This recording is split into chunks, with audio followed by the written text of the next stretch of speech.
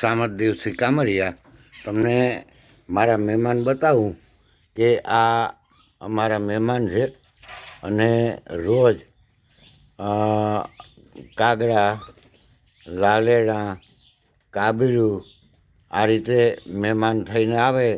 વચ્ચે જો king crow એટલે કાળી કોસી એ પણ આવી ગઈ અને ખિસકોલી પણ તમે આગળ જોઈ શકો છો. ખિસકોલી પણ છે.